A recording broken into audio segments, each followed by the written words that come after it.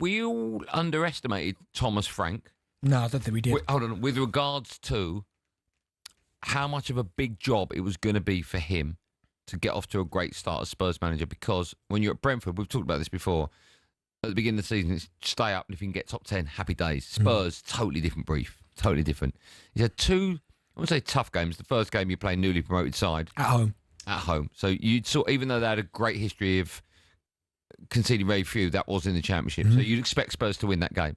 But, you know, with the disappointments of missing out on those two players, Eberechi Eze and Morgan Gibbs-White, then you're going away to Man City, who looked great on the opening day of the first season as well, on the opening weekend. I thought it was a brilliant start. You couldn't ask for any more than that, right? 5 goals scored, none conceded. They look good, Tottenham. Early days, but we can only talk about early days. They look good. They look really good.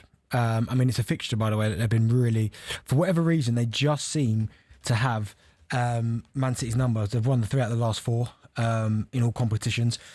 And fair play. You have to hold your hands up and say that they were brilliant again. I thought the midfield 3 were fantastic. They're full of energy, full of legs. I thought Sarr has been brilliant this season. Kudus running with the ball. Paulinho, he's the one. I thought when they signed him, that's the signing that made me go. I know Kudus will get all the headlines because of the money they spent on him, but he was one, Paulinho, where I thought, oh my goodness, wow, like that's a really good signing, because that's exactly what they need, because that allows the likes of Bentancur and Sarr to push forward. I mean, when I was in Portugal in the summer, actually, I saw Paulinho. He was on the next Sun Lounge, so I made sure and put my t-shirt back on. Oh, okay, I thought you were going to say you spoke to him. No, I didn't speak. On the next Sun, so the next one. So I'm here, and he's where you are. That's a bit weird, isn't it? Not really. Didn't know you were. No, but I'm not going to speak to him. Like, what about the old eyebrow? The acknowledgement of, I know you are, but... Yeah, but I mean, he is at some size, by the way. Ripped, but I'm a real big fan of his. He was brilliant at Fulham, went to Bayern, he's come back to Spurs, and I just thought he's exactly what they need. But I thought he got the tactics spot on. They seem to frustrate Manchester City. Yeah, and I think in certain scenarios, and I think you're going to see that, they don't mind giving up possession. I mean, they had 39% possession compared to 61%. But I think when they break, and it always seems to happen against Manchester City, they break with raw authority, and you always think, oh, something's going to happen at the end of this. But fair play to Thomas Frank, because you're right. Big.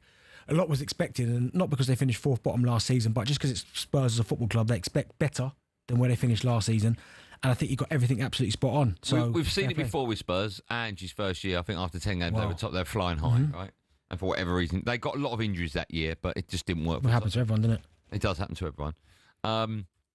Are Spurs fans right to get carried away with maybe possibly thinking they can, I don't want to say win it yet, get top 6, top 4? Well, I don't think. I predicted the Spurs to finish 5th. Okay. So they wouldn't surprise me. And you look at what they had on the bench. Obviously, the likes of Mateus Tell, who they've just bought. Ben Davis, obviously older. Archie Gray, one for the future. Danso come on. Bergval's been brilliant. Odegaard, Solanke. They've still got like Udogie to come back. They've got Kulusevski to come back. We know Maddison's going to come back. I know it's next year, probably February time. Basuma to come back. They've got players. They've got players to come back as well. So you look at their squad and you go, okay. It's decent. I don't think they can win the league. No, they can't win the league. No, they can't win the league. Why can't Spurs win the league? I just think they're not one of the best teams. I think they're a really good team, but I still think there's teams better than them. So I don't think they can win the league. But I had them at 5th, and I stand by. I think that's what they finished. They already look harder to beat than they did under Pochettino. Sorry, under Postecoglou. Yeah, but it's just they've got a game plan now. I think Ange had a game plan, but the problem with Ange was that when it got figured out, he didn't then change it. No. Whereas I look at Thomas Frank, and he would have said, "Right, this is how we're going to play." And then because we saw him set up against PSG with a 3, we've seen him start the game against City with a 4. Like, so he's not just kind of going, "What, this is one style. This is what we're going to do." He's adapting to the opposition. I think you have to do that. But if you're a Spurs fan, you've got to be excited about what you've seen, because they played really well. We will talk about my team, Man United, from 5 o'clock. Can't wait for that.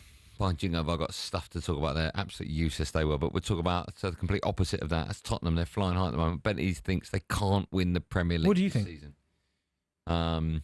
I agree with you. I don't think they can, but only because I think there's stronger sides out there with more depth. I think because Spurs have got Champions League football. Yeah, that's where. If Spurs didn't have European football, I'd say, well, they might be able to knock on the door. But because they've got Champions League football, we've seen it time and time again. You need a big squad. You need a big squad for that. It's going to be very tough. talkSPORT Drive with Andy Goldstein. Monday to Friday afternoon from 4 on AM, on DAB, via the talkSPORT app and on your smart speaker. talkSPORT.